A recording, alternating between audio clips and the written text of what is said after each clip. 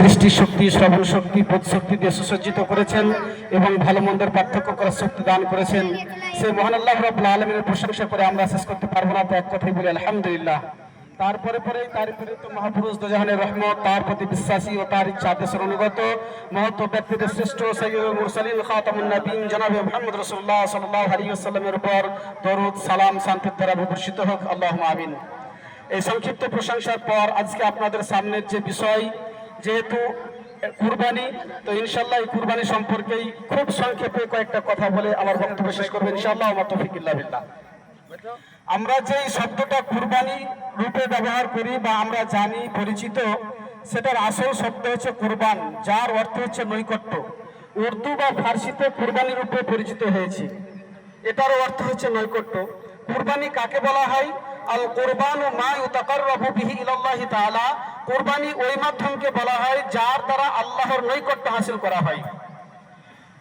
পারিভাষিক অর্থে ঈদুল আজহার দিন শরঈ তরিকায় যে পশু জবাই করা হয় তাকে কুরবানি বলা হয়।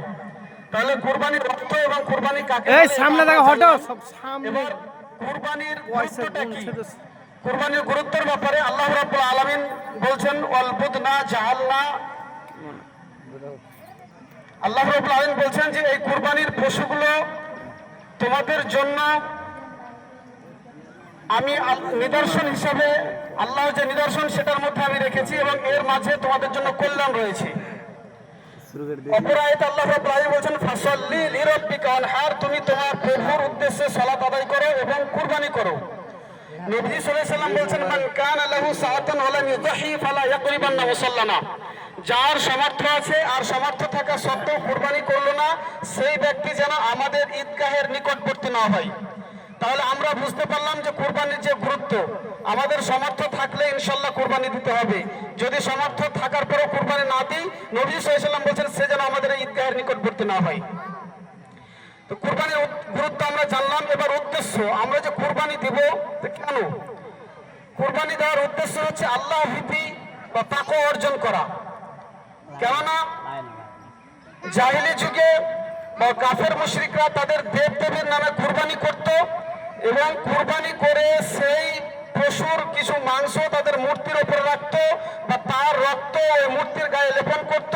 আবার কোন কাফের মুশরিকরা ওই রক্ত নিয়ে কাবা ঘরের দেওয়ালে লেপন করত। তো মুসলমানদের মধ্যে কেউ কেউ এরূপ করার চেষ্টা করলে আল্লাহ রাব্বুল আলামিন সঙ্গে সঙ্গে জানিয়ে দিলেন যে লা ইয়ানাল্লাহু লুহুমুহা ওয়ালা দিমাউহা ওয়ালাকিন ইয়ানালুহুত তাকওয়া মিনকুম। আল্লাহ রাব্বুল আলামিন তোমাদের এই পশুর বা কুরবানির পশুর রক্ত মাংস এগুলো চাই না, আল্লাহ রাব্বুল আলামিন দেখতে চান তোমাদের তাকওয়া আছে কিনা। তাহলে কুরবানি যারা করবেন উদ্দেশ্য থাকবে কি?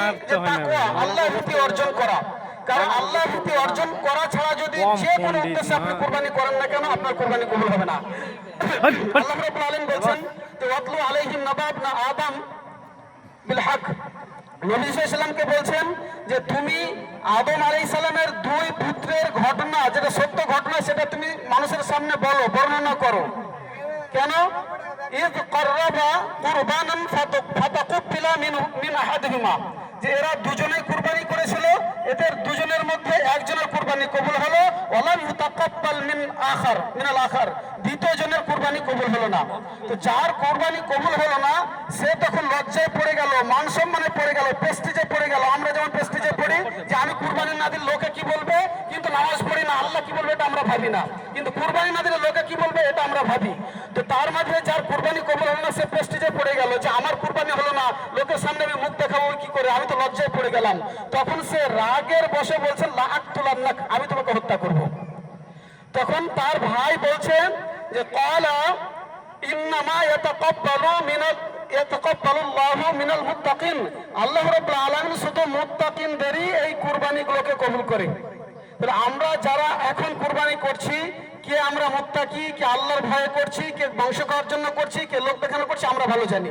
তো আমাদের কুরবানি কোন উদ্দেশ্য হচ্ছে আল্লাহ ভালো জানে, আর কুরবানি কবুল হবে কিনা হবে না সেটা আল্লাহ ভালো জানে। তো আমাদের সর্বপ্রথমে নিয়তটাকে পরিশুদ্ধ করে নিতে হবে যে আমি কোন উদ্দেশ্যে কুরবানি করছি। কারণ যদি আপনার উদ্দেশ্য সঠিক না থাকে তাহলে আপনার কুরবানি কবুল হবে না। আপনার উদ্দেশ্য মানে পরিশুদ্ধের ব্যাপারে আপনার ঘটনা আপনারা শুনলেন, দেখলেন, আপনার এই চাক্ষুষ কয়েকদিন আগেকার ঘটনা যে আপনার লিবিয়ার যে আমের হজ করতে যাচ্ছিল, তো দুইবার বা প্লেন ঘুরে আসে শেষে বাধ্য হয়ে তাকে আবার নিয়ে যেতে হলো। আপনারা সবাই জানেন। তো নিয়তের উপর কতটা দাম ডিপেন্ড করছে। আপনার নিয়ত যদি পরিশুদ্ধ থাকে তো ইনশাল্লাহ আপনি সব জায়গাতে সাকসেসফুল হতে পারবেন। এই জন্য সর্বপ্রথমে আমাদের যে নিয়ত সেটা পরিশুদ্ধ করতে হবে। আজকে যে কোরবানির দিন, আমরা এই কোরবানির পশু জবাই করব। এই কোরবানির পশুর গলায় ছুরি চালার আগে আমাদের মনের যে পশুত্ব আছে সেই পশুত্বর গলায় আগে ছুরি চালাতে হবে। আমাদের মধ্যে যে হিংসা বিদ্বেষ আছে এই হিংসা বিদ্বেষের গলায় আগে ছুরি চালাতে হবে। আমাদের মাঝে যে আপনার ভ্রাতৃত্ব বন্ধনের আবদ্ধ হয়ে গেছে, আমাদের অটুট হয়ে গেছে, এই আমাদের ভ্রাতৃত্ববোধ ছিন্ন হয়ে গেছে, এই ছিন্নতার গলায় আগে ছুরি চালাতে হবে।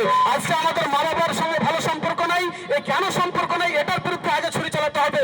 তারপরে আপনি কোরবানির পশুর গলায় ছুরি চালান। আপনার আমার আগের যে মনের পশুত্ব সেটাকে আগে জবাই করে দিতে হবে, তবে আমাদের কোরবানি আল্লাহ রাব্বুল আলামিন দরবারে কবুল হবে। এই কুরবানির ইতিহাস আমরা অনেকে জানি কোথা থেকে আসছে। ওই যে আদম আলাইহিস সালামের দুই ছেলে কুরবানি করলো, তাদের একজনের কুরবানি কবুল হলো, একজনের হলো না। তো তাদের সিস্টেমটা কি ছিল?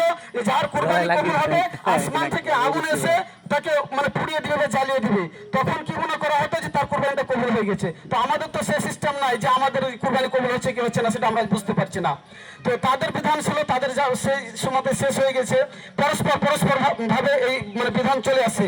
ওয়ালিকুল্লি উম্মাতিন জাআলনা মানসাকান লিয়াযকুরু ইসমাল্লাহি আলা মা রাযাকাহুম মিন বাহিমাতিল আনআম। আল্লাহ রাব্বুল আলামিন বলছেন যে আমি প্রত্যেক যুগে যুগে আমি কুরবানির বিধানটাকে রেখেছিলাম, আর এই যে পশুগুলো আছে এর মাঝে তোমাদের জন্য আমি রুজি রুটির ব্যবস্থা করে রেখেছি, আল্লাহ রাব্বুল আলামিন বলছেন। তো আজকে আমরা যে পশু কুরবানি করব, এই কুরবানির পশুর মাধ্যমে আল্লাহ রাব্বুল আলামিন আমাদেরকে রুজি দিয়েছেন। দেখেন, আপনি যত জিনিস আপনি দান করেন না কেন, কুরবানি করে দেন না কেন, সেই জিনিস আপনি নিজে ভোগ করতে পারেন। টাকা পয়সা আপনার সোনা দানা এগুলো যদি দান করে দেন তো আপনি এগুলো খেতে পারবেন না বা ভক্ষণ করতে পারবেন না। কিন্তু আল্লাহ রাব্বুল আলামিন আমাদের জন্য দয়া করেছেন যে আমরা এই পশুকে কুরবানি করছি, আল্লাহর জন্য কুরবানি করে দিচ্ছি, উৎসর্গ করছি। আল্লাহ রাব্বুল আলামিন আবার দয়া করে বলছে তোমরা জবাই করেছো তোমরা খাও। আল্লাহ রাব্বুল আলামিন আমাদেরকে খেতে দিয়েছেন। তো এই যে কুরবানির বিধান ইতিহাস আমরা জেনে আসছি।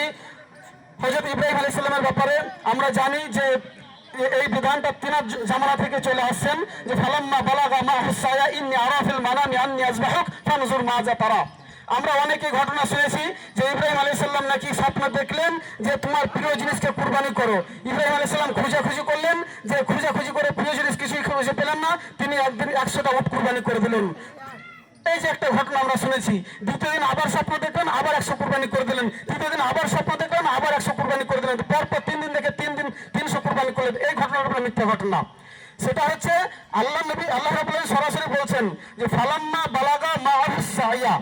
হযরত ইব্রাহিম আলাইহিস সালাম বলছেন, আল্লাহ রাব্বুল আলামিন বলে দিচ্ছেন যে যখন তার ছেলে দৌড়ঝাঁপ করার সময় বয়স উপনীত হলো, এটার ব্যাখ্যায় আপনার বলা হয়েছে আপনার প্রায় মোটামুটি 13 বছর মতো। এরকম বয়সে যখন উপনীত হলো তখন আল্লাহ রাব্বুল আলামিন তাকে স্বপ্ন দেখাচ্ছেন ফালাম্মা বালাগা মাহু সায়া ইন্নী আরা ফিল মানামি আন্নী আযবাহুক। তখন ইব্রাহিম আলাইহিস সালাম তার ছেলেকে বলছেন যে হে আমার সন্তান, আমি স্বপ্ন দেখছি আমি তোমাকে জবাই করছি, ফানজুর মাযা তারা। এতে তোমার মতামত কি বলো? এখানে সরাসরি বলছেন ওই যে স্বপ্ন দেখলেন চিন্তায় পড়ে গেলেন যে কি আমার প্রিয় জিনিস কুরবানি করলেন উট, এগুলো আপনার মিথ্যা কথা। তো প্রথম দিন স্বপ্ন দেখলেন, এই দিন এই জন্য এই দিনকে বলা হয় ইয়ামুত তারবিয়া, স্বপ্ন দেখার দিন। দ্বিতীয় দিন যখন আবার স্বপ্ন দেখলেন যে তখন আবার ইন্নী আরা ফিল মানামি আন্নী আযবাহুক ফানজুর মাযা তারা, একই জিনিস স্বপ্ন দেখছেন যে কুরবানি করছে। তো আবার সন্তানকে জিজ্ঞাসা করছে তোমার মতামত কি? তো এই যে দ্বিতীয় দিন দেখলেন তখন তিনি নিশ্চিত হয়ে গেলেন যে এই শয়তানের পক্ষ থেকে নয় আল্লাহর পক্ষ থেকে। এই জন্য নিশ্চিত হয়ে যাওয়ার জন্য এই দিনটাকে বলা হয় ইয়াউমুল আরাফা, নিশ্চিত হয়ে যাওয়ার দিন। তৃতীয় দিন যখন আবার একই স্বপ্ন দেখলেন তখন তিনি কুরবানি করার জন্য চলে গেলেন, সেটা হচ্ছে ইয়াউমুন নাহার অর্থাৎ আজকের দিন। তো তিনি তার সন্তানকে নিয়ে কুরবানি করতে চলে গেলেন। তো তার সন্তানকে তিনি জিজ্ঞাসা করছেন যে আমি স্বপ্ন দেখছি তোমাকে জবাই করছি, এতে তোমার মতামত কি বলো? তখন তার সন্তান বলছেন যে ফানজুর মাযা তারা ক্বালা ইয়া আবাতি ফাআল মা তু'মার সাতাজিন ইনশাআল্লাহ। যে আমার পিতা আপনাকে যেটা আদেশ করা হয়েছে সেটা আপনি করতে থাকুন। আপনাকে আদেশ করা হয়েছে আমাকে জবাই করার, কুরবানি করো, আপনি আমাকে কুরবানি করুন। নিশ্চয়ই আপনি আমাকে ধৈর্যশীলদের মধ্যে পাবেন। বাপ বেটা সম্মত হয়ে গেল, বাপ কুরবানি দিবে এবং ছেলে কুরবানি হবে, দুজনেই মানে সম্মতি জানিয়ে দিলেন। ফালাম্মা আসলামা ওয়া তাল্লাহু লিল জাবিন, যখন তারা দুজনেই সমর্থন হয়ে গেল যে কুরবানি দিবে, কুরবানি করবে, তখন করলেন কি তার ছেলেকে উপর করে শুয়ে দিলেন। আপনার এখানে ব্যাখ্যাতে অনেক বলা হয়েছে যে তার জামাগুলোকে খুলে নিতে বলা হলো, এই জন্য যে তার মানে পরবর্তী জন্য কাফন হিসেবে হয়। তো দেখেন নিজের ছেলেকে কুরবানি করছে, তিনি জানছেন না যে কুরবানি হবে কি হবে না। ফালাম্মা আসলামা তাল্লাহু লিল জাবিন, তাকে উল্টো করে শুয়ে দিয়ে ছুরি চালাতে যাবেন, এমন সময় ওয়ানাদাইনাহু আইয়া ইব্রাহিম, পিছন থেকে আওয়াজ এলো যে ইব্রাহিম কদ সাদ্দাকতা রুইয়া ইন্না কাযালিকা নাজিজিল মুহসিনিন, যে নিশ্চয় তুমি তোমার স্বপ্নকে সত্যে পরিণত করেছো, আর আমি এই যে তোমাকে কুরবানি করতে বলেছি, তোমার ছেলেকে জবাই করার আমার উদ্দেশ্য ছিল না, আমার উদ্দেশ্য ছিল যে তোমার তাকওয়া, তুমি কি আমার কথা মানছো, এটা আমি দেখার জন্য আমি তোমাকে এই আদেশ করেছি। ইন্না কাযালিকা নাজিজিল মুহসিনিন, আর আমি মানে মুহসিনদেরকে এভাবেই আমি বদলা দিয়ে থাকি।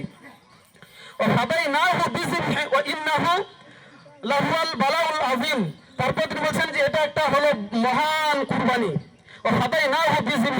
তার পরিবর্তে একটা মানে মহান কুরবানি তাকে পেশ করা হলো, অর্থাৎ এই যে দুম্বা সেটা। তারাকনা আলাইহি ফিল আখিরিন, আর এটা আমি পরবর্তীদের জন্য ছেড়ে দিলাম। তাহলে আমরা এই যে কোরআনের আয়াত থেকে সরাসরি জানতে পারলাম যে ইব্রাহিম আলাইহিস সালাম নিজে দেখছেন তার সন্তানকে কুরবানি করছেন, সন্তান সম্মত দিলে যে হাত আপনাকে যেটা আদেশ করা আছে সেটা আপনি করতে থাকেন। আপনার লম্বা ঘটনা আছে, আর আপনারা সবাই জানেন, এই ঘটনার দিকে আমি যাচ্ছি না। তো বলার উদ্দেশ্য হচ্ছে এটাই যে কুরবানির যে ইতিহাস, এই ইতিহাস থেকে আমাদের শিক্ষা আছে। শিক্ষা হচ্ছে যে আপনার এই পশু কুরবানি করার আগে নিজেকে ভেবে নিতে হবে যে আমরা যেমন আল্লাহকে রাজি খুশি করার জন্য কুরবানি করতে আজকে প্রস্তুত হচ্ছি,